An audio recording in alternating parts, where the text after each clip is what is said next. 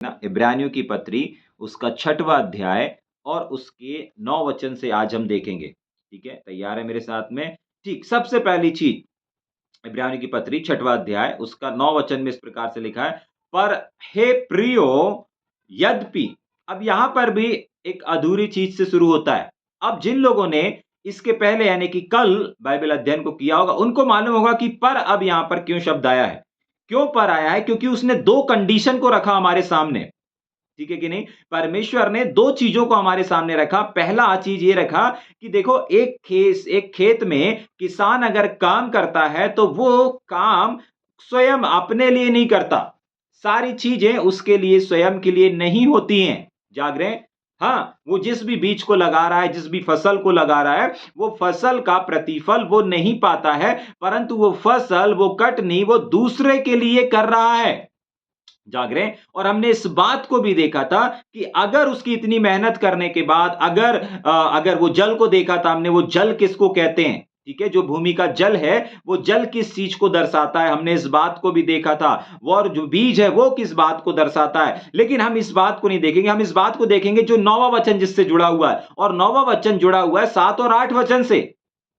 वहां पर ऐसा लिखा है कि अगर एक किसान का खेत में काम करने के बाद अगर वहां की जो फसल है वो फसल उपजाने की बजाय अगर वो ऊंट कटारे उगाती है तो वो परमेश्वर से क्या पाती है। हमने इस बात को देखा था कि वो परमेश्वर से क्या निकम्मी और शापित है और उसका अंत जलाया जाना है। ठीक इसी प्रकार उसने आशीष को भी दर्शाया था। 7 वचन में लिखा था दूसरे के लिए साखपात उपजाती है और परमेश्वर से आशीष पाती है। 7 वचन में आप आशीष को देखेंगे, फलवंतता को देखेंगे, बढ़ोतरी को देखेंगे, परमेश्वर के ग्रेस को देखेंगे, परमेश्वर की बड़ी दया को भी देखेंगे। लेकिन जैसे ही 8 वचन का अंत होता है वहां पर लिखा है कि अगर एक भूमि में अगर अच्छी फसल नहीं हो रही है, दूसरों का फायदा नहीं हो रहा है, तो वो परमेश्वर की ओर से शापित कहलाएगी। समझ पा रहे हैं इस बात को? परमेश्वर का वचन इन दोनों वचन से हमें इस बात को बताता है कि आपके और हमारे ऊपर है अपनी जमीन और अपनी अपनी जमीन में अच्छी कटनी को हम काटें या फिर हम ऊंट कटारे को जगह दें। आपकी जमीन है, आपकी प्रॉपर्टी है ना? आपके पास थोड़ी बहुत जमीन है ना? हाँ, जितनी भी जमीन है वो आपकी है। अब आपके ऊपर है कि आप अपनी जमीन में ऊंट कटारे को स्थान देते हैं, उगने देते हैं या फिर आप अपनी भूमि में साग पात जो यहां पर लिखा था साग पात को उपजाते हैं। आप तो सीधी सी बात है साग पात उपजाएंगे, लेकिन कैसे ये जंगली बीज आता है इस चीज को भी हमने देखा था। लेकिन हम 2 रिजल्ट को यहां पर देख रहे हैं कि एक रिजल्ट है परमेश्वर से आशीष को पाना और एक रिजल्ट है परमेश्वर से श्रापित हो जाना। एक परमेश्वर की ब्लेसिंग्स को दर्शा रहा है और एक जीवन दर्शा रहा है आशीष को, एक जीवन दर्शा रहा है शाप को। तो ये 2 जीवन कैसे हमारे जीवनों में आते हैं इस बात को हमने देखा था। और हमारे ऊपर है, परमेश्वर के ऊपर नहीं है, याद रखिएगा। परमेश्वर ने ये सारी चीजें हमारे ऊपर सौंप करके गया है, हमको निर्धारित करके गया है, हमको बोल करके गया है कि अब आपके ऊपर है, अब आपके हाथ में है। तो इस बात को समझिए, हमारी खेती है, परमेश्वर ने हमें जमीन दे दिया है। अब उस जमीन पर हमको देखभाल करना है, हमको केयर करना है, हम जो चाहें उस बीज को लगा सकते हैं। हम सब कुछ हमारे ऊपर निर्भर करता है।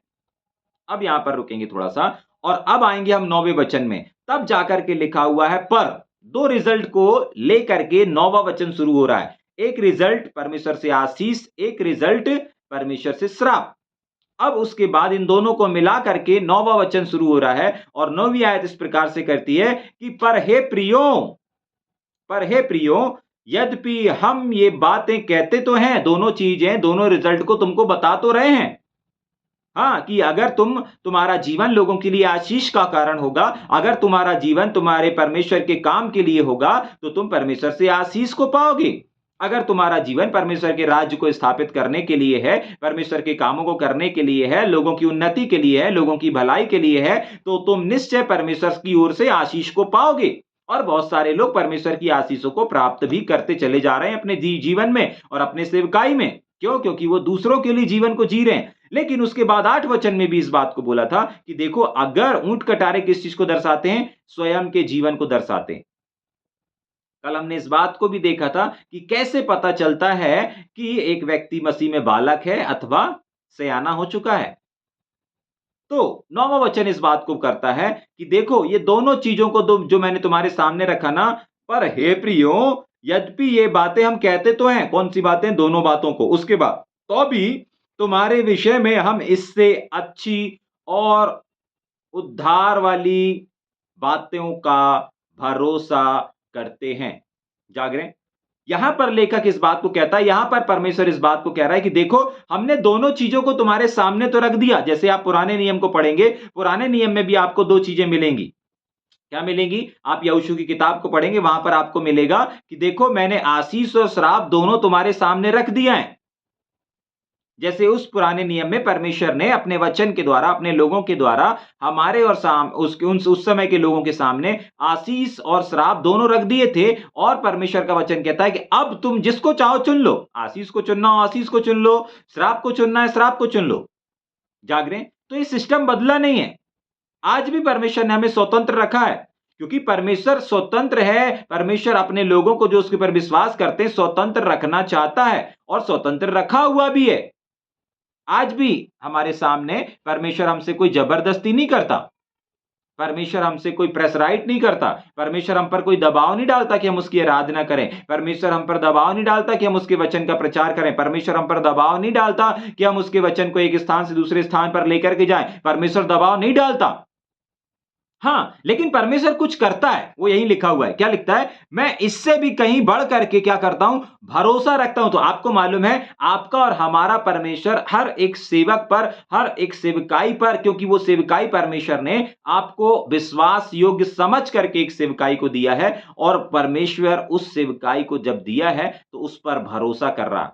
यानी कि वो सिर्फ सेवकाई पर नहीं, लेकिन जिसको सेवकाई दिया है उसके ऊपर भरोसा कर रहा है। जैसे यहां पर लेखक भरोसा कर रहा है कि देखो तुम लोगों के बीच में क्या होगा, तुम लोगों के बीच में तुम्हारा जीवन दूसरों के लिए उपयोगी होगा। अब जिनका जीवन दूसरों के लिए काम में नहीं आ रहा है, दूसरों के लिए आशीष का कारण नहीं बन रहा है, दूसरों के लिए बढ़ोतरी का कारण नहीं बन रहा है, तो क्या लिखा है? परमेश्वर से शापित हो जाएगा।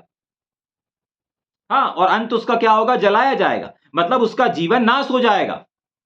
समझ पा रहे हैं इस बात को? ठीक, उसके आगे लिखा है कि देखो जब ये बातें हम तुमसे कह रहे हैं, लेकिन इससे भी बढ़कर हम तुमसे कुछ चाहते हैं, कुछ भरोसा करके रखें। ठीक वैसे ही जैसे परमेश्वर एक समय होता है कि परमेश्वर हमें एक बालक के समान तैयार करता है, लेकिन एक समय ऐसा आता है हमारे लाइफ में कि जब परमेश्वर हमें एक बड़े, एक सयाने व्यक्ति के समान, अपने बेटे के समान तैयार करता है। इमेजिन करके देखें या सोच करके देखें कि जब आप शुरुआत में आए थे, आपकी फटाफट फटाफट प्रार्थनाएं सुनी जा रही थी। क्यों सुनी जा रही थी? क्योंकि आप मसीह में नए जन्म को लिए थे। लेकिन जैसे-जैसे आप बड़े हो गए, 1 साल, 2 साल, 3 साल गुज़र गया, उसके बाद आपके जीवन में संघर्ष शुरू हो गए, उसके बाद आपके जीवन में सताव शुरू हो गए, उसके बाद आपके जीवनों में तकलीफें शुरू हो गई। एक्चुअली ये दुःख, तकलीफ, परेशानी आपको सिद्ध बनाने के लिए परमेश्वर लेकर के आ रहा था। जाग रहे हैं? परमेश्वर लेकर के नहीं आता, परंतु परमेश्वर परिस्थितियों को, कुछ चीज़ों को अलाउ कर देता है। परमेश्वर किसी के जीवन में दुख तकलीफ देखता नहीं है, लेकिन वो कुछ चीजों को अलाउ कर देता है ताकि हमारे जीवन में हम इनसे होकर के गुजरें और हम सिद्ध हो जाएं। जाग रहे हैं? समझ पा रहे हैं इस बात को?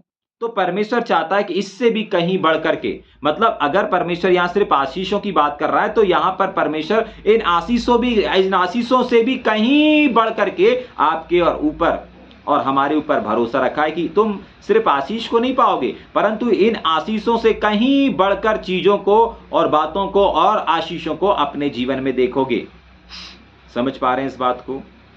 ठीक, आगे चलेंगे कि जल्दी से। परमेश्वर सिर्फ आपको आशीष तक सीमित नहीं रखना चाहता। आशीष से भी बढ़कर कुछ लेवल है, जिस लेवल की बात अभी यहां पर परमेश्वर का वचन हमसे कह रहा है। ठीक, आगे 10वां वचन। क्यों भरोसा रखते हैं? क्यों इतनी उम्मीद करते हैं? क्यों सिर्फ आशीष तक सीमित नहीं है? क्यों बोल रहा है कि नहीं, हम बता तो दिए तुमको ये बातें, लेकिन इससे भी कहीं ज्यादा भरोसा रखते हैं? क्यों करते हैं? उसका रीजन है, आगे पढ़ेंगे।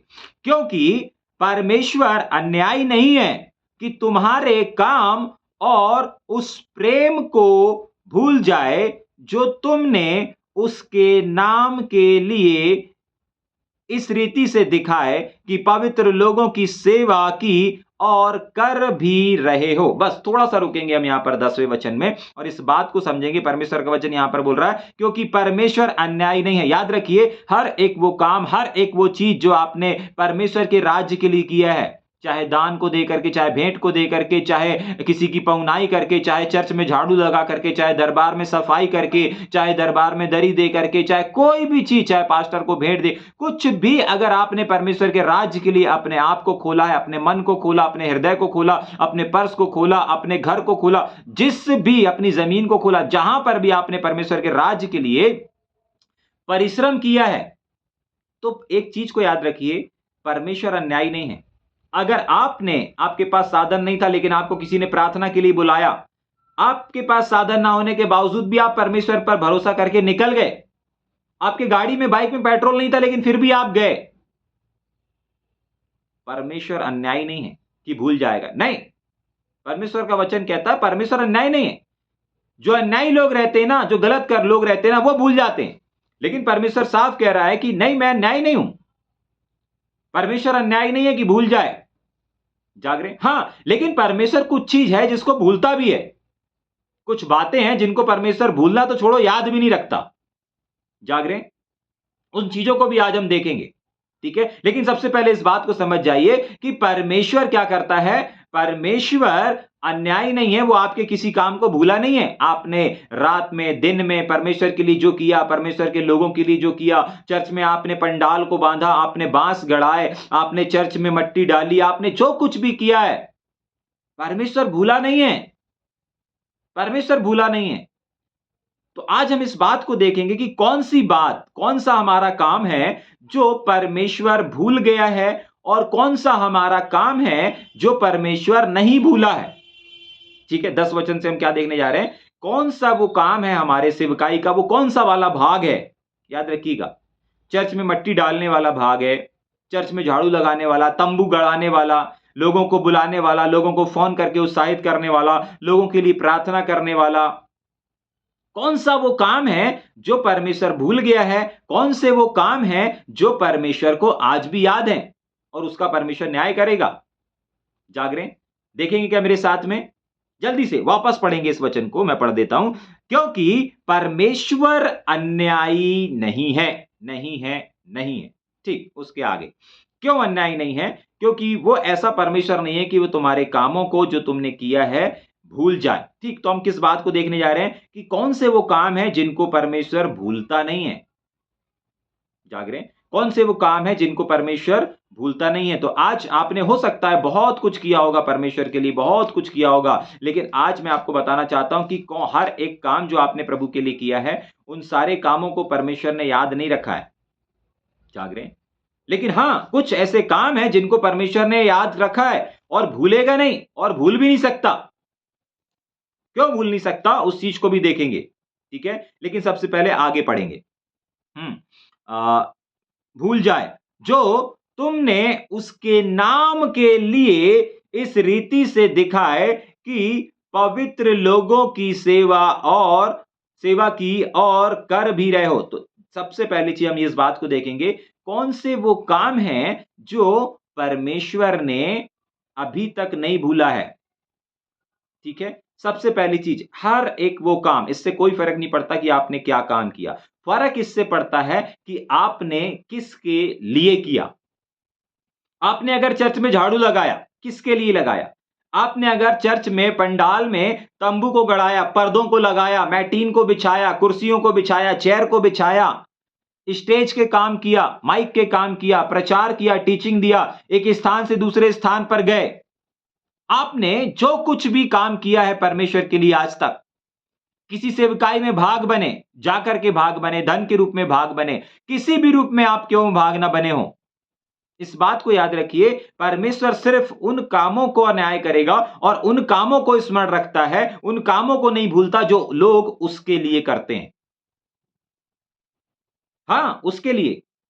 अब उसके लिए क्यों? क्योंकि बाइबल ऐसा बताती है, परमेश्वर का वचन ऐसा बताता है कि बहुत सारे लोग, बहुत सारे सेवक ऐसे भी काम कर रहे हैं, ऐसे भी काम कर रहे हैं जो कि परमेश्वर के लिए नहीं है। जो कि किसके लिए नहीं है? परमेश्वर के लिए नहीं है। हां, परमेश्वर के लिए नहीं है।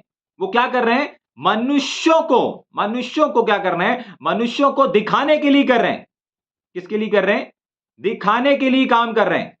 समझ पा रहे हैं इस बात को? और परमेश्वर का वचन साफ मना करता है, परमेश्वर का वचन साफ मना करता है कि तुम मनुष्यों को दिखाने के लिए कुछ भी मत करो। अगर मत्ती की किताब को पढ़ेंगे, वहां पर लिखा है मनुष्यों को दिखाने के लिए कोई भी धर्म के काम मत करो। और अगर पत्रियों को जो अभी जितने लोगों ने अध्ययन किया उन लोगों को मालूम है, अपन ने इस बात को अध्ययन किया था कि देखो, अगर एक व्यक्ति मनुष्य को दिखाने के लिए काम करता है तो वो मनुष्यों से प्रतिफल पा लेता है, उसका प्रतिफल परमेश्वर नहीं देता। अगर आपने किसी लीडर को दिखाने के लिए काम किया है, अगर आपने किसी पास्टर को दिखाने के लिए काम किया है, तो भूल जाइए कि ये वाला परिश्रम का प्रतिफल परमेश्वर देगा। क्यों? क्योंकि उसका प्रतिफल आपने अपने पादरी से, अपने लीडर से, अपने अगुए से पा लिया। लेकिन अगर आप इस बात को देखना चाहते हो, अगर आप परमेश्वर से प्रतिफल चाहते हो, तो आपको सबसे पहले काम जो करना पड़ेगा, किस मानसिकता के साथ करना पड़ेगा। एक आध दो वचन पढ़ेंगे क्या अपन? हाँ, एक वचन को निकालेंगे मेरे साथ जल्दी से। कुलुसियों की पत्री, कुलुसियों की पत्री उसका तीसरा अध्याय, कुलुसियों की पत्री उसका तीसरा अध्याय, रागा दनाम सथराबा सिलिदिलिरिबिदिबे। मैं पढ़ देता हूं जल्दी से। कुलुसियों की पत्री उसका तीसरा अध्याय और उसके 23 वचन को मैं पढ़ रहा हूं, ठीक है। कुलुसियों की पत्री तीसरा अध्याय और उसका 23 वचन ऐसा कहता है, जो कुछ तुम करते हो, जो कुछ तुम करते हो, हर एक सेवक, हर एक बहन, हर एक भाई, ध्यान से सुने, अगर आप चाहते हैं कि परमेश्वर आपके कामों को भूले ना, तो परमेश्वर कौन से कामों को नहीं भूलता? परमेश्वर हर एक उस काम को, चाहे वो छोटा काम हो, चाहे आपने किसी सेवक को पानी ला करके दिया हो एक गिलास, चाहे आपने उनके लिए चाय बनाया हो, चाहे आपने उनके लिए रोटी बनाया हो, चाहे आपने उनके कपड़े, किसी भी चीज को अगर आपने किया है, जाग रहे हैं, तो ध्यान से सुनिए, कैसे किया है ये आप जानते हैं। एक पास्टर को देख करके किया, एक लीडर को देख करके किया, एक सेवक को देख करके किया, या फिर जहां पर ये जो वचन लिखा है इस प्रकार से किया। मैं पढ़ देता हूं एक बार। ऐसा लिखा है, जो कुछ तुम करते हो तन मन से करो। नंबर वन, हर एक वो काम जो आपने अपने तन से तो किया ही किया, लेकिन साथ ही साथ अपने मन से भी किया। बहुत बार लोगों का तन शामिल होता है, यानी कि शरीर शामिल होता है, लेकिन मन शामिल नहीं होता।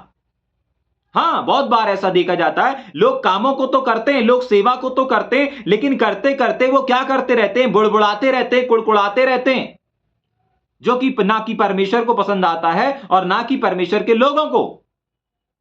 हाँ, उसका प्रतिफल ना आपको लीडर पास्टर देगा और ना ही उसका प्रतिफल आपको स्वर्ग में बैठा और सिंहासन पर बैठा परमेश्वर देगा। कोई नहीं देगा। क्यों? क्योंकि आप काम तो कर रहे हैं, आपका तन तो शामिल है, लेकिन आपका मन शामिल नहीं है।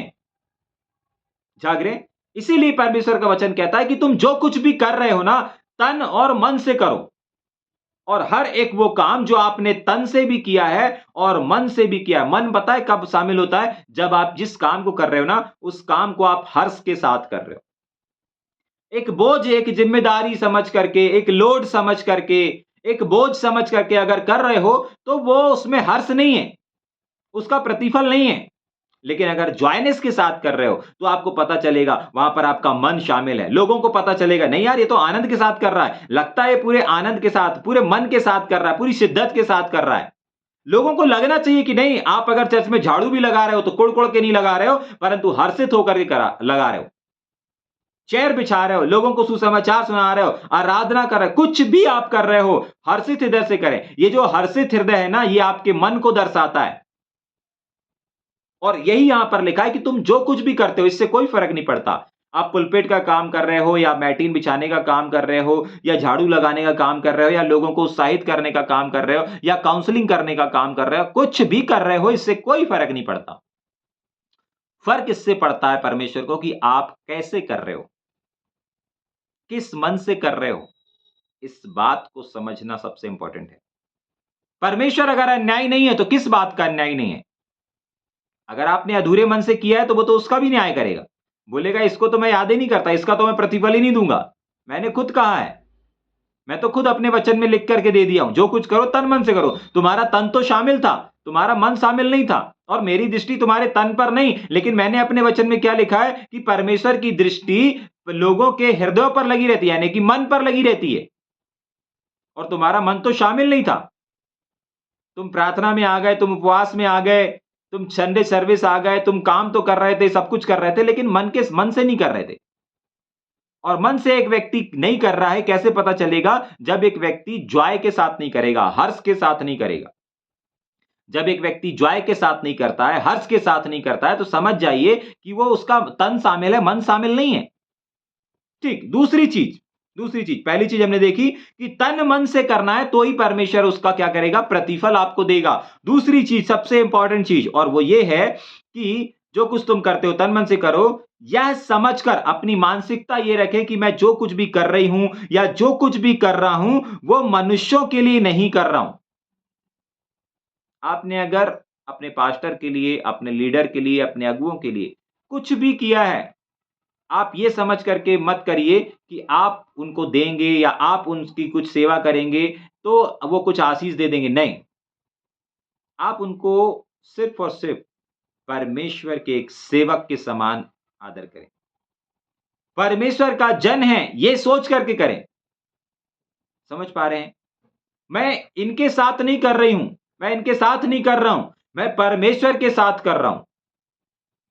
जाग रहे हैं? अगर आदर कर रहे हैं तो उनको कोई उनके नाम से नहीं। जाग रहे हैं?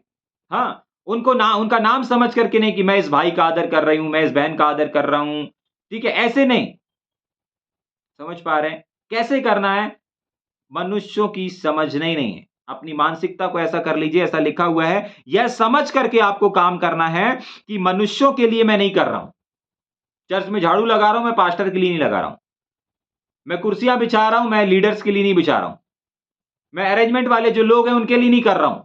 मैं ये कुर्सी भी बिछा रहा हूं, झाड़ू भी लगा रहा हूं, मैटिन भी बिछा रहा हूं, अगर साफ सफाई का भी काम कर रहा हूं तो मैं परमेश्वर के लिए कर रहा हूं। आपकी मानसिकता परमेश्वर के काम को करते समय यह होनी चाहिए कि उसमें आपका पहली चीज हर्ष भी शामिल हो, जॉय शामिल हो, और तीसरी चीज जो उसमें, दूसरी चीज जो उसमें शामिल होनी चाहिए और वो है आपका मन।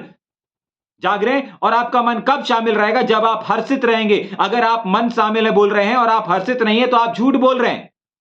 अगर आपका मन शामिल है तो आप हर एक काम को, हर एक चीज को हर्ष के साथ करेंगे, जॉय के साथ करेंगे, आनंद के साथ करेंगे। और दूसरी चीज, आपकी मानसिकता यह नहीं होगी कि मैं लीडर के लिए कर रहा हूं, मैं अगुवे के लिए कर रहा हूं। आज बहुत बड़ी बड़ी सेवकाई, बड़ी बड़ी बड़े बड़े गुरु पर बड़ी बड़ी टीमें क्यों टूट जा रही हैं? क्यों जरा से विवाद में टूट जा रही हैं? क्योंकि उनकी मानसिकता है कि मैं ये जो कुछ कर रहा हूं मैं किसी व्यक्ति के लिए कर रहा हूं। वो इस बात को विश्वास नहीं करते। हां, बोलेंगे तो जरूर कि हम सब परमेश्वर की सेवा को कर रहे हैं, लेकिन जरा सा बात होगा, जरा सा विवाद होगा, उनका सेवकाई बंद हो जाता है, उनको रुक जाते हैं, थम जाते हैं, टूट जाते हैं। क्यों? क्योंकि कहीं ना कहीं उनकी मानसिकता थी, नहीं, ये इस कलीसिया का पास्टर ये है, इस कलीसिया का पास्टर वो है, इस दरबार को वो चला रहा है, इस जेल सेवकाई को वो चला रहा है। ये मानसिकता बना करके रखें, ये मानसिकता बनाई हुई है, और तभी के लिए वो परमेश्वर से कोई प्रतिफल को नहीं पा रहे हैं। अगर आप ये मानसिकता के साथ काम कर रहे हैं कि नहीं, इस चर्च का मालिक तो ये पास्टर है, इस कलीसिया का पास्टर तो ये अगुवा है, ये लीडर है, नहीं, आप कुछ प्रतिफल नहीं पाएंगे। परमेश्वर का वचन कहता है कलीसिया मेरी है, लोग मेरे हैं। मैंने पास्टर को नियुक्त करा है लोगों के लिए, ना कि लोगों को नियुक्त किया है पास्टर की सेवा करने के लिए। समझ पा रहे हैं इस बात को? हां, परमेश्वर लोगों से ज्यादा प्यार करता है, और लोगों से प्यार करता है, इसीलिए उसने उन लोगों को संभालने के लिए पास्टर को, लीडर्स को, अगुवों को नियुक्त करके रखा हुआ है। समझ पा रहे हैं? आप जो कुछ भी करें, पहली चीज तन मन से करें, और मन शामिल है कि नहीं मालूम है, आपके चेहरा बयान कर देगा, आपका आनंद बयान कर देगा। ठीक, उसके बाद आपकी मानसिकता यह होनी चाहिए कि आप जो कुछ कर रहे हैं परमेश्वर के लिए कर रहे हैं, अपनी कलीसिया के लिए नहीं कर रहे हैं, किसी संस्था के लिए नहीं कर रहे हैं, किसी डेमिनेशंस के लिए नहीं कर रहे हैं, अपने चर्च के लिए नहीं कर रहे हैं, परंतु आप जो कुछ भी कर रहे हैं परमेश्वर के लिए कर रहे हैं।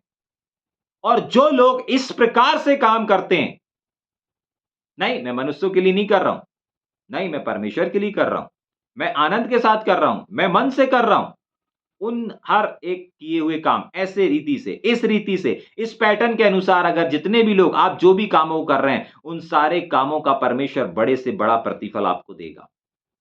समझ पा रहे हैं इस बात को?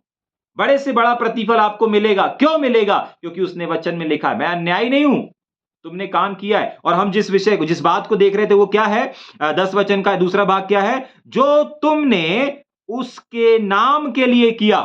जाग रहे? उसके नाम के लिए किया, उसके लिए किया, एक ही चीज है। यीशु मसीह के नाम के लिए किया या फिर यीशु मसीह के लिए किया, एक ही बात है, एक ही चीज है। अलग अलग वर्जन में अलग अलग तरीके से लिखा हुआ है। जाग रहे? इस बात को समझ जाइए कि अगर आप पास्टर लीडर की सेवा समझ करके कर रहे हैं, चर्च की जिम्मेदारी, चर्च का बोझ समझ कर कर रहे हैं, आप परमेश्वर से किसी भी बड़े प्रतिफल को नहीं हासिल कर पाएंगे।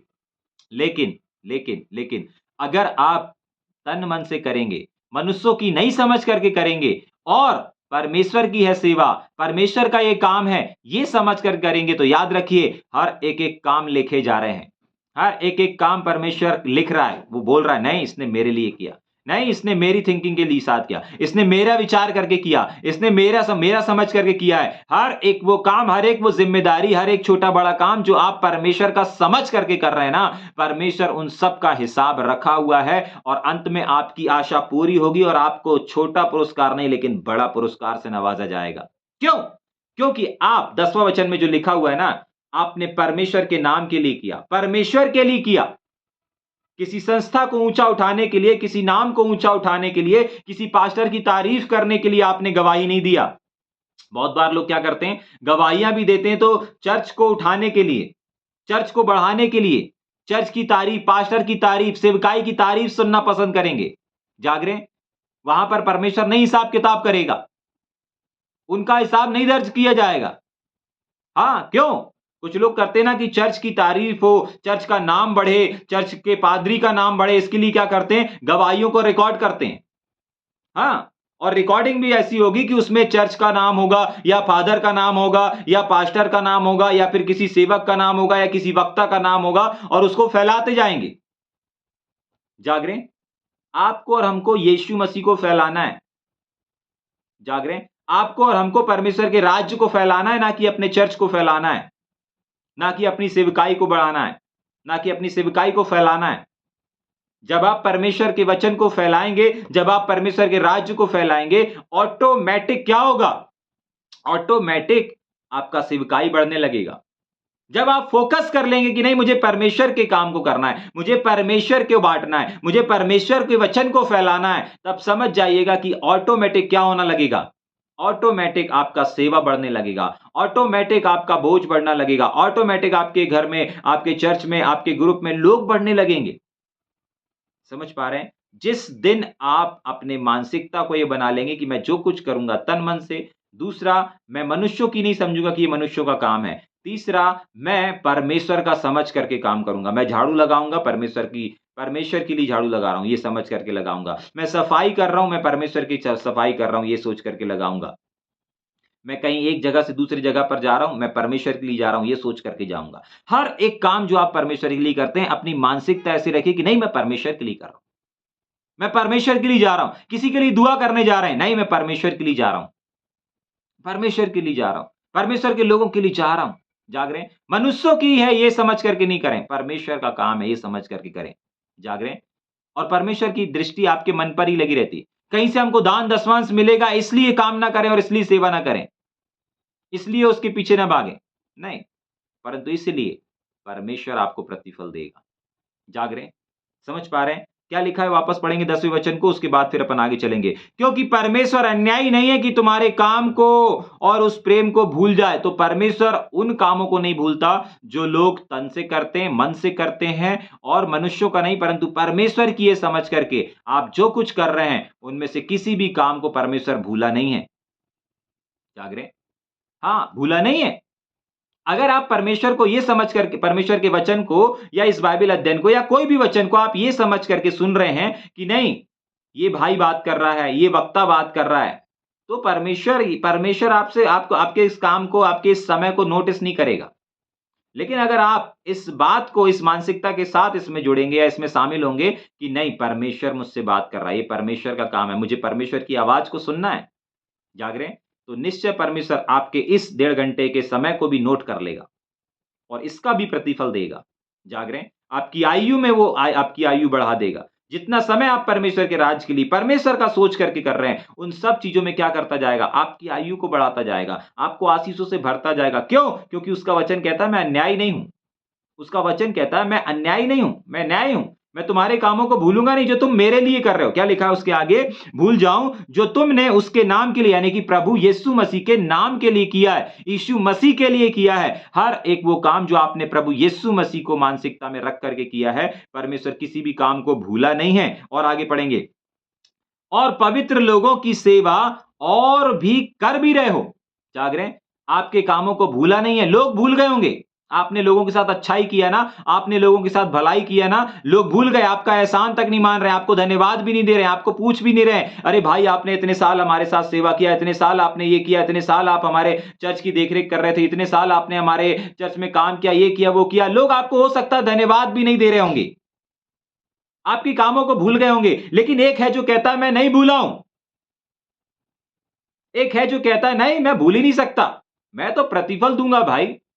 ये प्रतिफल तुमसे कोई छीन नहीं सकता, ये सम्मान आदर तुमसे कोई छीन नहीं सकता, क्योंकि मुझे याद है, मुझे प्रतिफल देना है।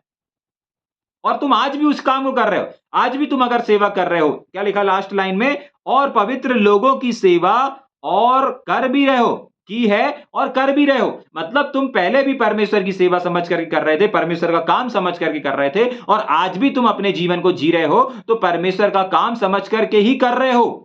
अपने जीवन को अपना जीवन ना समझ करके, दूसरों का जीवन समझ करके, परमेश्वर का जीवन समझ करके जी रहे हो। इसीलिए मैं तुम्हें आशीषित करूंगा, इसीलिए मैं तुम्हें बढ़ाऊंगा। और जितने लोग अपने मसीह जीवन को, अपने मसीह सेवकाई को परमेश्वर की सेवकाई समझ कर कर रहे हैं, निश्चय परमेश्वर उनके अभिषेक को बढ़ाने जा रहा है, निश्चय परमेश्वर उनकी गिनती में लोगों को बढ़ाने जा रहा है। क्यों बढ़ाने जा रहा है? क्योंकि परमेश्वर का वचन कहता है कि देखो, निश्चय तुम परमेश्वर से आशीष को पाओगे। 7 वचन का लास्ट भाग यही कह रहा था, निश्चय वो परमेश्वर से आशीष को पाता है। और आशीष कौन सी वाली आशीष? परमेश्वर किसी काम को नहीं भूला। क्यों? क्योंकि आपने परमेश्वर के लिए किया। क्यों? क्योंकि आपने किसके लिए किया?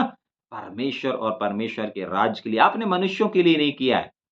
समझ पा रहे हैं? आखिरी वाक पढ़ करके, पवित्र लोगों की सेवा और भी कर रहे हो। जाग रहे हैं? मतलब जो आप कर रहे हो, सही कर रहे हो सकता है आप में से ऐसे लोग होंगे जो मनुष्यों को दिखाने के लिए कर रहे होंगे, लेकिन कुछ ऐसे भी लोग होंगे, कुछ ऐसे भी लोग सुन रहे होंगे जिन्होंने अपने जीवन को किसके लिए जिया है? परमेश्वर के लिए जिया, मसीह के लिए जिया। हर एक काम को, हर एक सेवा को परमेश्वर की सेवा समझ करके किया है। तो जिन लोगों ने सेवा परमेश्वर की समझ करके किया है, उनसे परमेश्वर का वचन आज की सुबह बोल रहा है कि वैसे ही करते जाओ, क्योंकि तुमने किया है और कर भी रहे हो। ठीक, आगे पढ़ेंगे जल्दी से। पर हम बहुत चाहते हैं कि तुम में से हर एक जन अंत तक पूरी आशा के लिए ऐसा ही प्रयत्न करता रहे। मतलब जिस काम को आप कर रहे हो अच्छी चीज है, लेकिन हम चाहते हैं कि अंत तक करते रहो। आपको मालूम है अंत शब्द क्यों जोड़ रहा है? क्योंकि इसने बाइबल में बहुत सारे ऐसे गवाह हैं, बहुत सारा ऐसा गवाहों का बादल है। 2-3 दिन पहले आपने यूट्यूब में देखा होगा देमास, सिकंदर और मरकुस के जीवन को। इन तीनों के जीवन को जब आप अध्ययन करेंगे, आपको पता चलेगा कि इन तीनों के जीवन में कितनी भिन्नता पाई जाती है। एक समय था कि सब लोग एक साथ थे, एक समय था कि सब लोग शामिल थे, एक साथ खड़े हुआ करते थे। लेकिन एक समय हो गया कि अब अलग-अलग पाए जाते हैं, और उनके जीवन का अंजाम क्या हुआ? अभी कुछ दिन पहले हमने अध्ययन किया था। अगर आपने मिस कर दिया, आप यूट्यूब पे सुन सकते हैं। जाग रहे हैं? लेकिन अभी हम यहां पर वापस आएंगे, और परमेश्वर का वचन कहता है हम और भी बहुत चाहते हैं कि तुम और हर एक जन जो है अंत तक पूरी आशा के साथ ऐसा ही प्रयत्न करता रहे। आपको मालूम है परमेश्वर और परमेश्वर का वचन और पवित्र आत्मा आज आपसे और हमसे ये चाहता है, आप जो कर रहे हो अच्छा कर रहे हो, आप परमेश्वर की सेवा समझ करके कर रहे हो, परमेश्वर का विचार करके कर रहे हो, हर एक चीज को, हर एक पहुनाई को, ठीक है, अच्छी चीजें करना चाहिए, लेकिन परमेश्वर इस बात को चाहता है कि अंत तक करते रहो। क्यों? क्योंकि बहुत सारे देमास हैं, कुछ सिकंदर जैसे लोग हैं, हाँ, कुछ मरकुस जैसे लोग हैं, जो बार बार क्या हो रहे हैं, अपनी दौड़ को छोड़ दे रहे हैं, विश्वास से भटक जा रहे हैं। आज भी बहुत सारे सेवक ऐसे हैं। हाँ, आपके आसपास भी ऐसे सेवक होंगे, आप भी ऐसे सेवकों को जानते होंगे जो सेवकाई शुरू करते हैं, लेकिन कुछ दिन बाद नजर नहीं आते। क्यों नजर नहीं आते? क्या कारण है नजर नहीं आने का? जाग रहे हैं? अंत तक नहीं है। और यहां पर परमेश्वर हमको आज की सुबह इसी बात को बोल रहा है कि देखो, जो कर रहे हो अच्छा कर रहे हो, सेवा कर रहे हो, जेल सेवकाई कर रहे हो, चर्च चला रहे हो, दरबार चला रहे हो, मीटिंग चला रहे हो, ऑनलाइन सेवा कर रहे हो, जो कर रहे हो ना, अंत तक करते रहो। ये बहुत पावरफुल चीज है। जाग रहे हैं? जो भी कर रहे हो अंत तक करते रहो, अंत तक करो, अधूरा छोड़ो मत। और बहुत सारे लोग छोड़ रहे थे, बहुत सारे लोग भटक रहे थे, तभी के लिए परमेश्वर का वचन यहां पर आया था, इस जगह पर आया था, और आज हमारे सामने आया है। क्यों? क्योंकि आज भी बहुत सारे लोग सेवकाई बंद कर दे रहे हैं, जरा से डर के मारे बंद कर दे रहे हैं, थोड़ा सा सताव आया बंद कर दे रहे हैं, मतलब उस काम को अंजाम तक नहीं पहुंचा पा रहे हैं। क्या कर रहे हैं, क्या लिखा हुआ है, क्या कह रहा है अंत तक ऐसा ही करने का प्रयत्न करो। और तुम एक दो लोग नहीं, परंतु तुम में से हर एक जन अंत तक ऐसी ही आशा के साथ काम करे जैसी आज आप कर रहे हैं। ऐसे ही जुनून के साथ काम करें जैसे आज आप जुनून को दिखा रहे हैं। ऐसे ही एनर्जी के साथ काम करें जैसे आज आप कर रहे हैं। ऐसा ही भागें, ऐसे ही दौड़ें परमेश्वर के लिए, परमेश्वर के कामों के लिए। आज आप जिस दीवानगी के साथ कर रहे हैं ना, आज आपको एक फोन आता है, आप फटाक से प्रार्थना करना शुरू कर देते हैं। आपको कोई बुलाता है, आप फटाक से गाड़ी, बाइक, साइकिल उठा करके चले जाते हैं प्रार्थना करने के लिए। जाग रहे हैं एक स्थान से। ये दीवानगी प्रभु चाहता है, ये जुनून परमेश्वर चाहता है। बहुत सारे लोग इस जुनून को, इस दीवानगी को खो देते हैं। बहुत बार बहुत सारे ऐसे लोग हैं, बहुत सारे ऐसे सेवक हैं जो इस दीवानगी को खो देते हैं, इस मोहब्बत को खो देते हैं। और आपका और हमारा परमेश्वर इस दीवानगी, इस मोहब्बत को चाहता है। एक बार नहीं परंतु बहुत बार उसने अपने वचन में इस बात को कहा कि मैं आपसे दीवानगी, वो वाली दीवानगी को चाहता हूं जो शुरुआत में थी। जाग रहे हैं? पढ़ेंगे क्या उस वचन को? मेरे साथ निकालेंगे जल्दी से। यिर्मयाह नबी की किताब, उसका दूसरा अध्याय। यिर्मयाह नबी की किताब, उसका दूसरा अध्याय जल्दी से पढ़ेंगे। और उसके महारातकतिमांसोकोतोलोब्रोगुदो, एक ही वचन को पढ़ेंगे अपन जल्दी से ना। वहां पर लिखा है दूसरा अध्याय और दूसरा वचन। यिर्मयाह नबी की किताब, उसका दूसरा अध्याय, उसका दूसरा वचन ऐसा कहता है, जा यरूशलेम और पुकार कर क्या यहोवा यूं कहता, परमेश्वर यहोवा ऐसा कहता है, तेरी जवानी का प्यार, तेरी जवानी की मोहब्बत, तेरे विवाह के समय का प्रेम। जब एक दूल्हा दुल्हन की शादी होती ना, वो लोग सबसे ज्यादा समय साथ में गुजारते हैं। खाना साथ में खाएंगे, चाय साथ में पिएंगे, घूमने साथ में जाएंगे, हर जगह साथ साथ साथ साथ में नजर आएंगे। अलग नजर आएंगे ही नहीं, क्योंकि अभी अभी शादी हुआ है। जाग रहे हैं? हाँ, अभी अभी शादी हुआ, अभी अभी फंक्शन हो रहा है, जहां बुला रहे हैं लोग साथ में जा रहे हैं, दोनों साथ में जा रहे हैं, किसी का बर्थडे साथ में जा रहा है, हर जगह पर साथ साथ साथ में मौजूद है। अच्छी चीजें होना चाहिए। लेकिन लेकिन कुछ समय बाद क्या होता है ना, बहुत सारे ऐसे लोग हैं जो शादी के बाद क्या करते हैं, दूरियां आने लगती हैं, उनके रिश्ते में दरार आने लगती हैं, प्यार कम हो जाता है। आज ऐसा ही सिस्टम सेवकाई में भी है। जब आप सेवकाई में कदम रखते हैं, आप बड़े जुनून के साथ रखते हैं, बड़े जोश के साथ रखते हैं, लेकिन धीरे धीरे धीरे धीरे वो जुनून, वो जोश क्या होता जाता है, वो प्यार क्या होता जाता है, वो दीवानगी क्या होती जाती है, कम होती जाती है, कम होती जाती है, कम होती जाती है। और परमेश्वर फिर ढूंढता है ऐसी दीवानगी को, परमेश्वर ढूंढता है ऐसे दीवानों को, परमेश्वर ढूंढता है ऐसी दीवानगी को। जाग रहे हैं? समझ में आ रहा है? और जहां पर उसको वो दीवानगी दिखती, वहां पर वो ठहर जाता है। परमेश्वर प्रेम है, तो वो प्रेम को ही ढूंढेगा। परमेश्वर नफरत नहीं है, परमेश्वर जलन नहीं है, परमेश्वर ईर्षा नहीं है कि वो ईर्षा वाले लोगों के बीच में रहे, जलन वाले लोगों के बीच में रहे। परमेश्वर प्रेम है और वो प्रेमी लोगों के साथ रहना चाहता है। वो प्रेम का भूखा है। जाग रहे हैं? आप उसको प्रेम से पुकारते हैं ना, वो फटाक से आ जाएगा। आप प्रेम से कुछ मांगते ना, वो फटाक से आ जाएगा। प्रेम से आप परमेश्वर से सब कुछ हासिल कर सकते हैं, लड़ झगड़ करके हासिल नहीं कर सकते। जैसे संसार में, बाइबल में यही तो लिखा है, बुराई से मत हारो, पर बुराई को भलाई से जीतो। जाग रहे हैं? हम लड़ाई का बदला लड़ाई से नहीं हम लड़ाई से नहीं कर सकते, परंतु हम क्या कर सकते हैं, हम उस बुराई को, हम उस झगड़े को प्यार से जीत सकते हैं। समझ पा रहे हैं? बाइबल का सिस्टम है। हाँ, बुराई से मत हारो, पर भलाई से बुराई को जीत लो।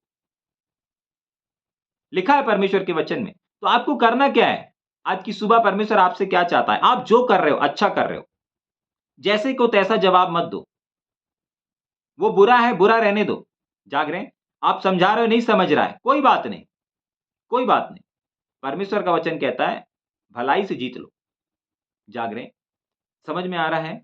परमेश्वर यहां पर यिर्मयाह नबी किताब दूसरा अध्याय दूसरे वचन में इस बात की, अपनी तड़प को, अपनी मोहब्बत को, अपने उस चीज को जो वो छोड़ चुके हैं, जो सेवक छोड़ चुके हैं, उनको याद कर रहा है।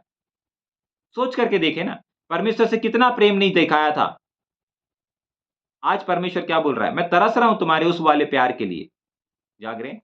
जो खुद प्रेमी है, जो खुद प्यारा है, वो आज जो प्यार को बांटता है, वही आज प्यार के लिए तरस रहा है। आपको मालूम है, ये सिर्फ यिर्मयाह नबी की किताब की कहानी नहीं है, ये आज की भी कहानी है। आज भी परमेश्वर सच्चे सेवकों के लिए तरस रहा है, आत्मिक सेवकों के लिए तरस रहा है। सेवक बहुत हैं, अच्छे सेवक बहुत हैं। परमेश्वर को अच्छे सेवक, अच्छे आराधक नहीं चाहिए, परमेश्वर को सच्चे सेवक और सच्चे आराधक चाहिए। जाग रहे हैं? समझ पा रहे हैं इस बात को? ठीक, आगे चल के जल्दी से खत्म करेंगे क्या अपन? ठीक। ताकि तुम आलसी ना हो जाओ, ताकि तुम आलसी ना हो जाओ। अंत तक करने के लिए क्यों बोल रहा है? क्योंकि उसके अगला वचन लिखा है, ताकि तुम आलसी ना हो जाओ, वरन उनका अनुकरण करो जो विश्वास और धीरज के द्वारा प्रतिज्ञाओं के वारिस होते हैं। बस थोड़ा-सा 2 से 3 चीज़ को हम इस 12वें वचन से देखेंगे, उसके बाद अपन आज खत्म कर देंगे, ठीक है? सबसे पहली चीज़ सुनेंगे, ताकि हम और आप आलसी ना हों। कैसे आलसी हो जाते हैं? भैया, परमेश्वर की संगति कर रहे हैं, परमेश्वर के काम को कर रहे हैं और अगर हम अंत तक नहीं करते हैं, तो क्या हम आलसी हो जाते हैं? हाँ, कैसे आलसी होते हैं? हम इस बात को देख रहे हैं। यहां पर कोई भी व्यक्ति ऐसा नहीं है जो अन्य जाति हो। ये जिन लोगों को बता रहा है, जिन लोगों को सिखा रहा है, इनमें एक भी व्यक्ति अन्य जाति नहीं है। सारे के सारे सेवक लोग हैं। जाग रहे हैं? सारे के सारे विश्वासी लोग हैं, सारे के सारे विश्वासी गण हैं, सेवक लोग हैं। उन लोगों को ये वचन बता रहा है और सिखा रहा है। ठीक है? तो सबसे पहले इस बात को समझेंगे ना कि आलसी एक व्यक्ति कैसे हो जाता है? परमेश्वर के वचन का कहने का मतलब क्या है? जाग रहे हैं? देखिए, बहुत बार ऐसा होता है कि आप रेगुलर संडे जा रहे हैं, जा रहे हैं, जा रहे हैं। लेकिन इमेजिन करें और इमेजिन नहीं, परंतु याद करें, इमेजिन नहीं, सॉरी, याद करें। आप याद करें कि जब आपने हर संडे आप जा रहे हैं और अचानक आप एक संडे नहीं जाते, किसी कारणवश। एक संडे आप सभा में नहीं जा रहे हैं, आप चर्च में नहीं जा रहे हैं, ठीक है?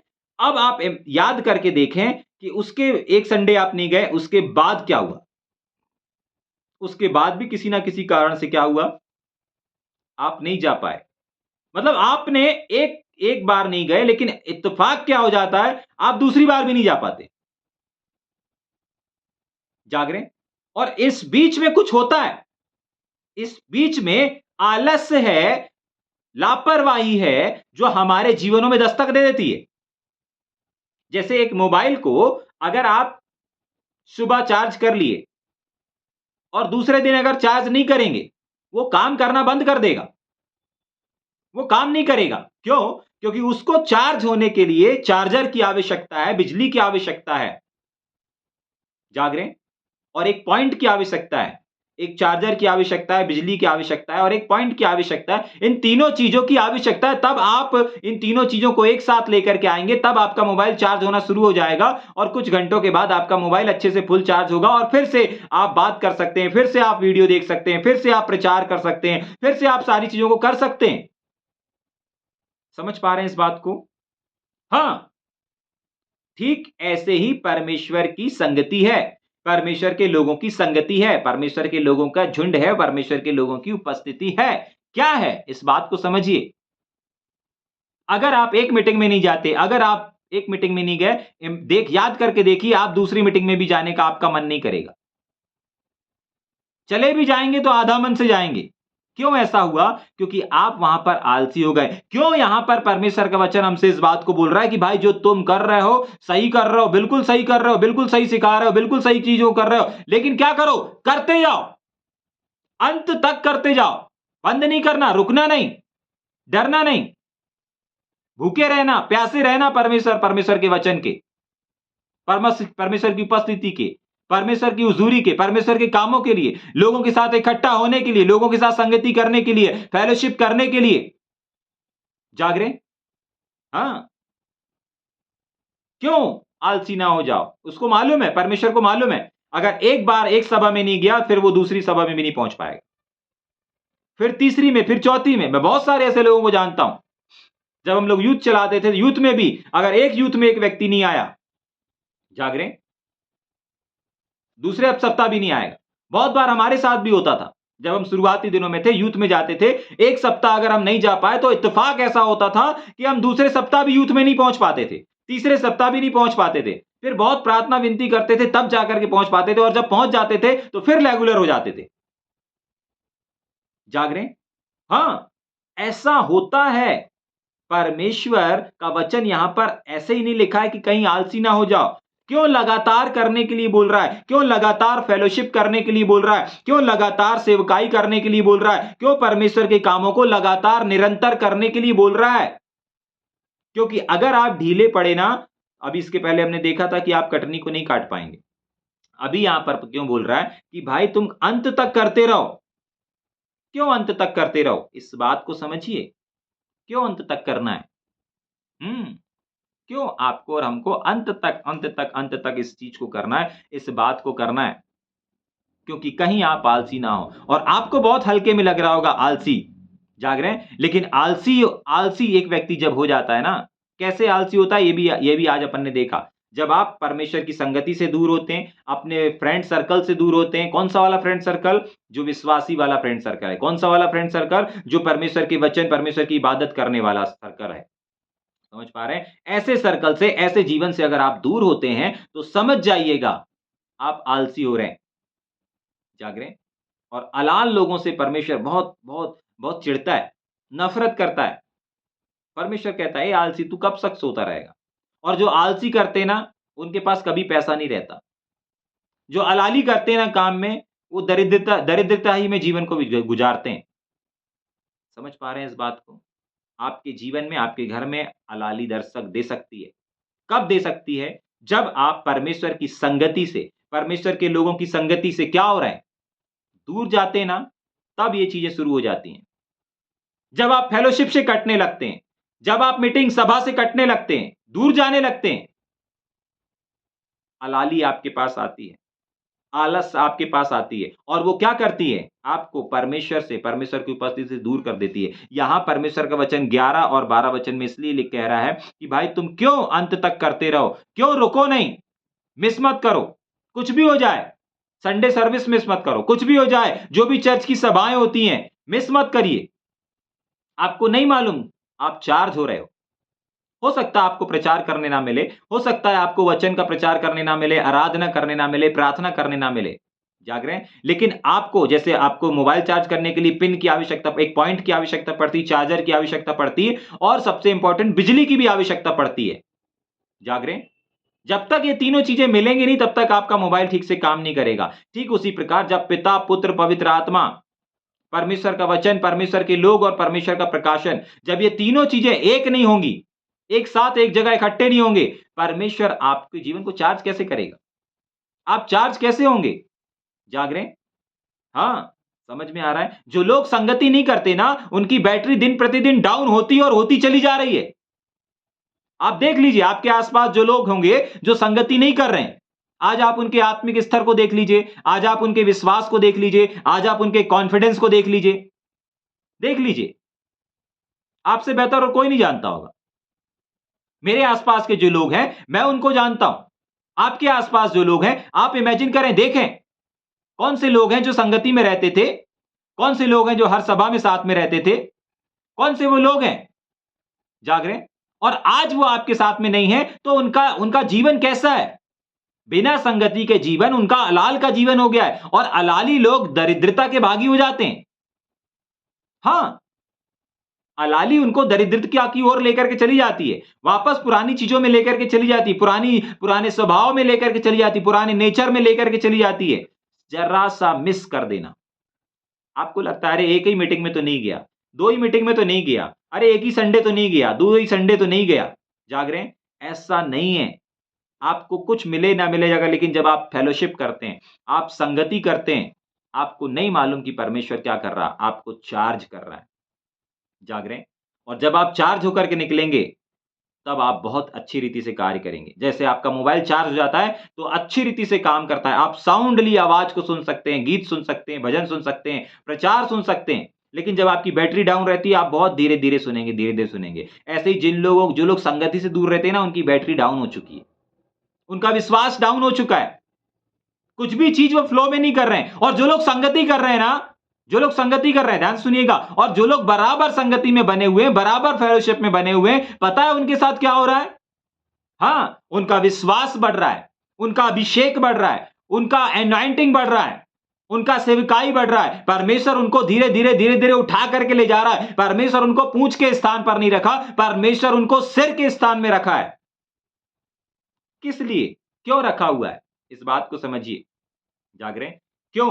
क्योंकि वो आलसी नहीं कर रहे हैं। और कैसे एक व्यक्ति आलसी बन जाता है, हमने इस बात को भी देखा। अगर वो अपनी सेवकाई से पीछे हटता है, अगर वो अपने काम से पीछे हटता है, तो आलसियों के करीब चला जाता है। आलस उसके जीवन में आएगी, घर परिवार में आएगी और उसके बाद उसका जीवन, उसके बाद उसका परिवार, उसके बाद उसकी सेवकाई बिल्कुल भी पहले जैसे नहीं रहेगी। बिगड़ती और बिगड़ती चली जाएगी, ठीक है? तो आज की सुबह परमेश्वर का वचन आपको उत्साहित करता है कि हर एक वो काम, पहली चीज़ जो आपने परमेश्वर के लिए किए हैं, याद करें। अगर आपको याद आ रहा है कि नहीं, ये मैंने मनुष्य को दिखाने के लिए नहीं किया, मैंने किसी को प्रसन्न करने के, मैंने परमेश्वर के लिए किया है, निश्चय जाने की एक बड़ा प्रतिफल आपके लिए आ रहा है। जाग रहे हैं। और आगे भी जो आप करने जा रहे हैं, कुछ भी काम, कुछ भी सेवा, किसी भी चीज को, किसी भी परमेश्वर के सेवक की चाहे मदद करें, चाहे उसके भाग बने, कुछ भी करें, आप ये मत सोचिए कि मैं उस भाई को कर रहा हूं या उस बहन को कर रहा हूं या उस चर्च को कर रहा हूं या उस दरबार को कर रहा हूं। आप अपनी मानसिकता बना लीजिए कि मैं जो कुछ कर रहा हूं परमेश्वर के लिए कर रहा हूं। ऐसी सोच के साथ अगर आप काम करेंगे ना, आपको यहाँ के लोग भी प्रतिफल देंगे और वहां का स्वर्ग में सिंहासन में बैठा हुआ परमेश्वर भी आपको प्रतिफल देगा। क्यों? क्योंकि आप मनुष्यों की नहीं, परमेश्वर की समझ कर ही कर रहे हैं। आप मनुष्यों के लिए नहीं, लेकिन परमेश्वर के लिए कर रहे हैं। इसीलिए परमेश्वर आपको प्रतिफल देगा। इसीलिए परमेश्वर के लोग आपको प्रतिफल देंगे। लेकिन उसके लिए आपको क्या करना पड़ेगा? अपनी मानसिकता को बदलना पड़ेगा, अपने तन से करना पड़ेगा, मन से करना पड़ेगा, मनुष्य की नहीं है ये समझ करके करना पड़ेगा। जो कर रहे हैं वो लगातार करना पड़ेगा और भी करते जाओ और भी बढ़ते जाओ, आलसी ना हो। आज आलसी कैसे होते हैं, इस बात को भी हमने सीखा। जाग रहे हैं? आइए थोड़ी देर हम अपनी आँखों को बंद करेंगे, अपने सरों को झुकाएँगे। जो कुछ भी आज आपने सीखा है, आपने समझा है, थोड़ा-सा भी अगर आज आपने परमेश्वर के वचन को सीखा है, समझा है, तो ये समय है कि मेरे साथ हम प्रार्थना करने जा रहे हैं। रेगदेरे मान